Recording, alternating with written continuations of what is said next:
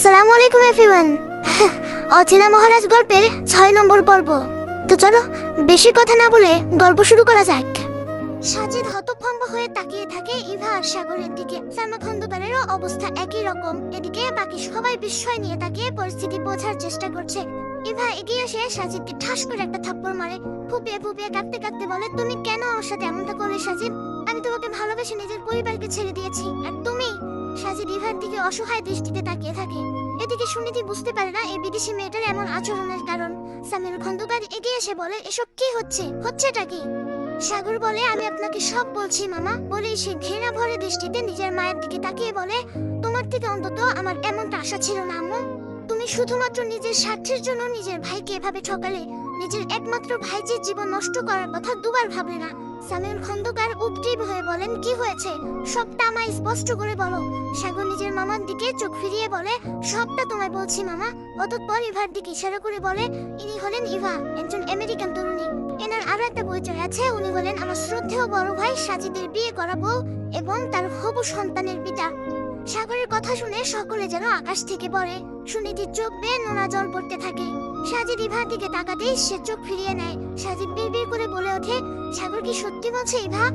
ইভা কোনো উত্তর দেয় না। এদিকে সালমা খন্দকার তবুও হার মানার পাত্রী নন। তিনি সবার উদ্দেশ্যে বলতে থাকেন, এসব মিথ্যা। সাগর, তুই নিজের ভাইকে সহ্য করতে পারিস না, সেজন্য এমন নাটক করবি? সাগর তীব্র ক্রোধ নিয়ে বলে, আম্মু, এত কিছুর পরেও তুমি এভাবে এমন মিথ্যাচার করছো? সালমা খন্দকার দমে না গিয়ে সাজিদকে বলেন, তুই বল না, দেখ সাগর কেমন নাটক করছে। সাজিদ ইভার দিকে তাকায়। ইভা তার দিকে ফিরেও তাকাচ্ছে না। ইভার গর্ভে তার সন্তান বেড়ে উঠছে। এসব ভেবে সে আর চুপ থাকতে পারলো না। নিজের মায়ের উপর চেঁচিয়ে বলল, ব্যাস মা, ব্যাস। ইতিমধ্যেই তুমি আমাকে দিয়ে যথেষ্ট অন্যায় করিয়েছো। এবার এসব নাটক বন্ধ করো। সাগর যা বলছে তা একদম সত্যি। ইভা আমার স্ত্রী। আমার আর তোমার 30 লাখ টাকা দরকার নেই। আমাকে শুধু আমার স্ত্রীকে নিয়ে সুখে থাকতে দাও। সালমা খন্দকার এবার সামিউল খন্দকারের দিকে তাকান। তিনি চোখ নামিয়ে আছেন। সালমা খন্দকার তার ভাইয়ের কাছে গিয়ে বলে, ভাই, তুই। তিনি আর কিছু বলতে যাবেন তার আগেই নয়না খন্দকার এগিয়ে এসে ঠাস করে থাপ্পড় বসিয়ে দেন সালমা খন্দকারের গালে। উপস্থিত সকলে হতবিহ্বল। সালমা খন্দকার মোটেও এটা আশা করেননি যে নয়না তাকে সবসময় নিজের বড় বোনের মতো সম্মান দিয়েছে, সে কিনা আজ সবার সামনে তাকে এভাবে থাপ্পড় দিল। তিনি থতমত খেয়ে বললেন, তুই আমায় মারলি নয়না? হ্যাঁ মেরেছি, বেশ করেছি। আপনার ভাই তো আপনাকে সম্মান করে, তাই নিজের কলিজা ছিঁড়ে গেলেও আপনার উপর একটু উঁচু গলায় কথা বলতে পারবে না। তাই তার হয়ে আমাকে এই থাপ্পড়টা মারতে হলো। কিন্তু আপনি যা করেছেন তার জন্য এই থাপ্পড়টাই যথেষ্ট নয়। আমার তো ইচ্ছে করছে জুতো খুলে আপনাকে মারতে। নয় না, চুপ, একদম চুপ। এখনই আমার বাড়ি থেকে বের হয়ে যান, বেয়াদব মহিলা। আপনার সাহস কি করে হলো আমাদের আদরের মেয়ের সাথে এমনটা করেন? আপনাকে আমি পুলিশে দেব। সুনীতির বাবা, তুমি এখনই পুলিশ ডাকো। এদের পুরো পরিবারকে আমি জেলের ভাত খাওয়াবো। এদের সাহস কি করে হয় আমার মেয়ের সাথে এমনটা করার? সামিউল খন্দকার এগিয়ে এসে নিজের স্ত্রীকে সামলাতে সামলাতে বলেন, তুমি শান্ত হও নয়না, শান্ত হও। কি করে আমি শান্ত হব সুনীতির বাবা? আমি ছোটবেলা থেকে বুকে আগলে আমার মেয়েকে মানুষ করেছি। কোনোদিন ওকে বিন্দুমাত্র কষ্ট পেতে দিইনি। কিন্তু আজ দেখো আমার মেয়ের চোখ দিয়ে কিভাবে নদীর স্রোতের মতো পানি পড়ছে। এটা যে আমি সহ্য করতে পারছি না সুনীতির বাবা। তুমি এদের সবাইকে ঘাট ধাক্কা দিয়ে বের করে দাও, না হলে এদের সবাইকে আমি আজ মেরেই ফেলবো। বলেই তিনি রান্নাঘরের দিকে এগিয়ে গেলেন। রান্নাঘর থেকে বটি এনে ছুটে যেতে লাগলেন সালমা খন্দকারের দিকে। সুনীতি এটা দেখে এগিয়ে এসে নিজের মাকে জড়িয়ে ধরে বলল, কি করছো কি তুমি মা? আমি ঠিক আছি, তুমি দয়া করে শান্ত হও। কি করে শান্ত হব মামুনি? এই মহিলার এত বড় সাহস যে আমার মেয়ের সাথে এমন জঘন্য কাজ করতে চায়। নিজের বিবাহিত ছেলের সাথে আমার মেয়ের বিয়ে দিতে চায়, সত্যটা লুকিয়ে। একে তো আমি। সালমা খন্দকার সামিউল খন্দকারের কাছে গিয়ে বলে, দেখেছিস তোর বউয়ের কত বড় স্পর্ধা, আমাকে বটি নিয়ে মারতে এসেছে। সামিউল খন্দকার একটা তীব্র গর্জন দিয়ে বলেন, ব্যাস, অনেক সহ্য করেছি, আর না। আপনি আপনার ছেলেকে নিয়ে ভালোই ভালো এখান থেকে বের হয়ে যান, না হলে আমি সিকিউরিটি গার্ড ডেকে ঘাট ধাক্কা দিয়ে আপনাদের বের করে দিব। সালমা খন্দকার সামিউলের এইরূপ আচরণ দেখে হতবাক হয়ে যায়। যে ভাই কোনোদিন তার সাথে উঁচু গলায় কথা বলেনি, আজ সে এভাবে বলছে। সালমা খন্দকার বুঝলেন এখানে থাকা মানে বিপদ বাড়ানো। তিনি দ্রুত বের হয়ে গেলেন। তিনি বেরোনোর পর সাজিদ সুনীতির সামনে গিয়ে বলল, আমি দুঃখিত। কিন্তু সে নিজের কথা সম্পূর্ণ করার আগেই সুনীতি ঠাস ঠাস করে 4-5টা থাপ্পড় দিয়ে বলল, দূর হন আমার সামনে থেকে। সাজিদ রেগে গিয়ে বলে, এত তেজ দেখাচ্ছ কেন? আমি তো ক্ষমা চাইতে এসেছিলাম। আর তুমি যে কত ভালো মেয়ে সেটাও আমার জানা আছে। সেদিন তো ভার্সিটিতে একটা ছেলের সাথে। সাজিদ নিজের কথা শেষ করতে পারলো না, তার আগেই অভিক এগিয়ে এসে সাজিদকে কিল ঘুষি মারতে লাগলো। রাহেলা খাতুন এতক্ষণ ধরে এসব দেখে মজা নিচ্ছিলেন আর ভাবছিলেন বেশ হয়েছে, ওনারা তার ছেলেকে প্রত্যাখ্যান করে দেওয়ায় উচিত শিক্ষা পেয়েছে। কিন্তু অভিক হঠাৎ এভাবে এসবের মধ্যে জড়িয়ে যাওয়ার কারণে তিনি বলেন, অভিক তুমি ওকে মারছো কেন? তোমাকে এসবের মধ্যে জড়াতে হবে না, তুমি চলে আসো।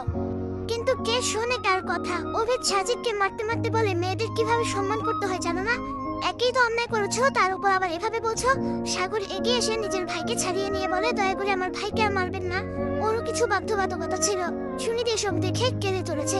অভিক ভীষণ রেগে গিয়ে বলে, এই মেয়ে এমন কাঁদছো কেন? একদম কাঁদবে না, you have to be strong. এর মতো ডাফারের জন্য কেন কাঁদবে তুমি? সুনিধি নিজের চোখের জল মুছে সাগর, সামিউল খন্দকার ও নয়না খন্দকারের দিকে এগিয়ে যায়। করজোর করে বলে, আমার ভাইটা ও মায়ের কাজের জন্য আমি লজ্জিত, পারলে ক্ষমা করে দিয়েন। সামিউল খন্দকার বলেন, তুমি কেন ক্ষমা চাইছো? আজ তোমার জন্য আমার মেয়ে এত বড় বিপদ থেকে রক্ষা পেল। নয়না খন্দকার বলেন, কিন্তু তোমার মা ও ভাইকে বলে দিও তাদের সাথে আমরা আর কোনো সম্পর্ক রাখতে চাই না, তারা যেন আর কখনো আমাদের সাথে যোগাযোগ করার চেষ্টা না করে। তবে তোমার জন্য আমার দরজা সব সময় খোলা থাকবে। সাগর নত মুখে বেরিয়ে যায়, ইভাও বেরিয়ে যেতে নেয়। এমন সময় সাজিদ তার হাত ধরে অনুনয় করে বলে, আমাকে ক্ষমা করে দাও ইভা। ইভা শতান হয়ে বলে দেয়, no way, I can't live with you anymore, I want divorce. Sajid নতজানু হয়ে বসে পড়ে, কিন্তু ইভা তবুও তাকে ইগনোর করে দিয়ে চলে যায়। সাজিদ জানে ইভা কতটা জেদি। তার পরিবার সাজিদকে মেনে নেয়নি, এজন্য এক বাক্যে এতদিনের সম্পর্ক ত্যাগ করে চলে এসেছিল। সেখানে তাকে ছেড়ে যাওয়াটাও অস্বাভাবিক না।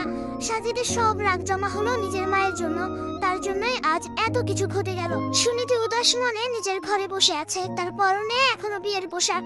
নয়না খন্দকার সুনীতির কক্ষে প্রবেশ করেন, তার সাথে অহনাও এসেছে। নয়না খন্দকার সুনীতির কাছে গিয়ে তার গা থেকে গহনা খুলতে খুলতে বলেন, তোমাকে আর এগুলো পরে থাকতে হবে না মামনি, এখন খোলো এসব, আর কতক্ষণ এভাবে শোক পালন করবে? সুনীতি নয়না খন্দকারকে জড়িয়ে ধরে কান্না করতে করতে বলে, আমার সাথে কেন এমন হলো মা? আমি তো কারো কোনো ক্ষতি করিনি, তাহলে সাজিদ ভাই আর ফুফু মিলে কেন আমাকে ঠকালো? সবাই আমার কত বদনাম করলো, আমার কিছু ভালো লাগছে না। অহনা এগিয়ে এসে বলল, শুকরিয়া আদায় কর যে বিয়ের আগে সবকিছু প্রকাশ পেয়েছে, না হলে যদি একবার বিয়েটা হয়ে যেত তাহলে এখনকার থেকে আরো 1000 গুণ বেশি অপমান আর মানসিক ট্রমার মধ্যে দিয়ে যেতে হতো। আমি সেই কষ্টটা বুঝি, কারণ আমি আমার মাকে সেই কষ্টের মধ্যে দিয়ে যেতে দেখেছি। কথাটা বলতেই অহনার চোখ দিয়ে জল পড়তে শুরু করে। সুনীতি অহনার দিকে লক্ষ্য করে, অহনার জীবনের ব্যাপারে সে জানে। অহনার যখন মাত্র 5 বছর বয়স ছিল তখন ওর বাবা আরেকজন মহিলাকে বিয়ে করে অহনার মাকে ডিভোর্স দেন। তারপর অহনার মা ছোট্ট অহনাকে নিয়ে নিজের বাপের বাড়িতে যান, সেখানেও নানা জঘন্য কথা শুনতে হয়। এসব ঘটা শুনে অহনা বড় হয়েছে, তাই এখন সে আর সমাজকে অতটা পরোয়া করে না। সুনীতিকেও সে এখন এই ব্যাপারে বোঝাতে চাইছে। সুনীতি নিজের চোখের জল মুছে অহনার চোখের জল মুছিয়ে দিয়ে বলে, এই সমাজের খেতায় আগুন, আমরা না খেয়ে থাকলে কেউ একবেলা খাবার দিতে আসে না, কিন্তু কথা শোনাতে ওস্তাদ। তুই ঠিকই বলেছিস অহনা, আমি আর এখন থেকে এই সমাজের মানুষের কথায় পাত্তা দেব না। আর তাছাড়া অন্যায় তো আমার সাথে হয়েছে, তাহলে আমি কেন কষ্ট পাবো? যে অন্যায় করেছে তার কষ্ট পাওয়া উচিত। নয়না খন্দকার নিশ্চিত হয়ে বলেন, তোমার কথা শুনে আমার ভীষণ ভালো লাগছে মামুনি, এভাবেই সবসময় স্ট্রং থেকো। ইভা বিধ্বস্ত অবস্থায় রাস্তায় দাঁড়িয়ে আছে। সাজিদকে সে সত্যি অনেক ভালোবাসতো, তাই তো সাজিদের এক কথায় সে নিজের পরিবার পরিজন সবাইকে ছাড়তে দুবার ভাবেনি। কিন্তু এই ভালোবাসার বিনিময়ে সে কি পেল? শুধুই ধোঁকা। ইভা এখনো ভেবে উঠতে পারছে না সাজিদ কিভাবে তাকে ছেড়ে অন্য একটা মেয়েকে বিয়ে করতে রাজি হলো। এই ছিল সাজিদের খাঁটি ভালোবাসা। ইভার এখন চিন্তা নিজের অনাগত সন্তানকে নিয়ে। সাজিদের কাছে ফিরে যাওয়ার ইচ্ছা আর তার নেই। তাহলে সেই বাচ্চাটিকে একা কিভাবে মানুষ করবে? তাকে তো তাহলে সিঙ্গেল মাদার হতে হবে। এসব ভেবেই ইভার চোখে চলে এলো জল। রেখায় বড় হলেও ইভা অন্য মেয়েদের থেকে আলাদা। সাজিদের আগে তার জীবনে কেউ আসেনি।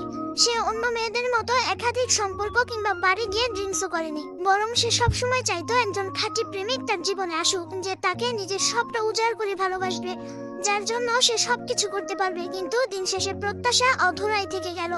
ইভা একটা দীর্ঘশ্বাস ফেললো। এমন সময় সে নিজের পেছনে কারো অস্তিত্ব অনুভব করলো। পেছন ফিরে তাকাতেই সাগরকে দেখলো। সাগর ইভাকে বলল, আপনাকে অনেক ধন্যবাদ ভাবি। ভাগ্যিস আজ আপনি সঠিক সময়ে আমাদের বাড়িতে এসে আমাকে দরজা খুলে মুক্ত করেছিলেন, না হলে কি যে হতো। ইভা একটা দীর্ঘশ্বাস ফেলে বলে, সাজিদকে ফোনে না পেয়ে আমি অনেক দুশ্চিন্তা করছিলাম। এত ভালো একটা খবর ওকে আর দেওয়া হলো না। যখন থেকে আমি জানতে পেরেছি আমি প্রেগনেন্ট, তখন থেকে এই খবরটা ওকে জানানোর জন্য ছটফট করছি। এরপর হঠাৎ সাজিদের ফোন বন্ধ হয়ে গেল। তখন আমি আরো বেশি ভয় পেয়ে গেলাম। একদম উদ্ভ্রান্তের মতো করতে লাগলাম। আমার এই অবস্থা দেখে আমার বেস্ট ফ্রেন্ড এলিনা সাজিদের অফিস থেকে ওর ঠিকানা বের করে আনলো। আমার অনেক আগের থেকেই ভাবনা ছিল বাংলাদেশে আসার। সাজিদ সব সময় বলতো ওর পরিবারকে ও মানিয়ে নেবে, কিন্তু আমি ওর মধ্যে একটা ভয়ও দেখতাম। সাজিদকে বাংলাদেশে আসার কথা বলতেই ও এড়িয়ে যেত। তাই আমি গোপনে অনেক আগেই বাংলাদেশের পাসপোর্ট ভিসা করিয়ে রেখেছিলাম। সৌভাগ্যক্রমে ভিসার মেয়াদ থাকায় আমি সাজিদের ঠিকানা পাওয়ার সাথে সাথে পরবর্তী ফ্লাইটেই ঢাকায় ছুটে আসি। তারপর তোমার বাসায় ছুটে যাই। আর অনেকে অনেক রিকোয়েস্ট করে শেষ পর্যন্ত ডলারের লোভ দেখিয়ে দরজা খুলে ভিতরে ঢুকি। তারপর তোমার গলার আওয়াজ শুনে আমি তোমার দরজাটা খুলে দেই। আর তারপর তো ইভার গলার স্বর আটকে যায়। এর ভালোবাসার মানুষটার প্রতারণা যে সে ভুলতে পারছে না। সাগর ইভার উদ্দেশ্যে বলে, আপনি কিন্তু চাইলে আমার ভাইয়াকে আরেকটা সুযোগ দিতে পারেন। ও কিন্তু সত্যি আপনাকে অনেক ভালোবাসে। শুধুমাত্র আমার প্ররোচনায় এত বড় একটা অন্যায় করতে যাচ্ছিল। ও আমার ভালোবাসার মূল্য দেয়নি, তাই আমিও আর ওর কাছে ফিরবো না। ইভার এ কথার পর সাগর আর কিছু বলার মতো খুঁজে পায় না। দূরে দাঁড়িয়ে থাকা সাজিদের দিকে তাকায়। সাজিদই তাকে পাঠিয়েছিল ইভাকে বোঝানোর জন্য, কিন্তু ইভা এখনো যথেষ্ট রেগে আছে, তাই তাকে বোঝানো সহজ নয়। এর জন্য সময় প্রয়োজন। ইশারা করে নিজের ভাইকে এটাই বোঝালো সে। অভিক বাসায় ফিরতে দেখে তার মা রাহেলা খাতুন বেশ খুশ মেজাজে আছেন। আহসান চৌধুরীকে তিনি বলে চলেছেন, একেই বলে কর্ম।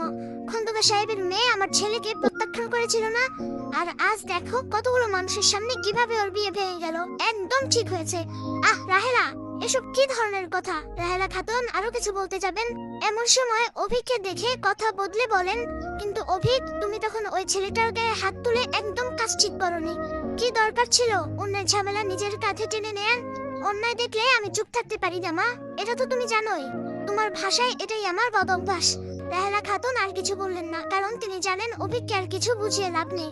এর মধ্যে অভিক নিজের ঘরে গিয়ে কাপড় চোপড় গোছাতে গোছাতে বলে, কালকেই আমি সেনাবাহিনী ক্যাম্পে ফিরে যাচ্ছি।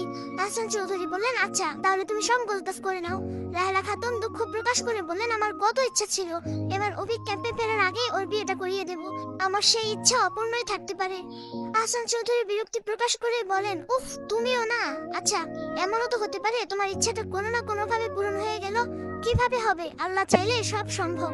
তিনি চাইলে তোমার ছেলের বউকে খুব শীঘ্রই তোমায় বরণ করে ঘরে তুলতে হবে।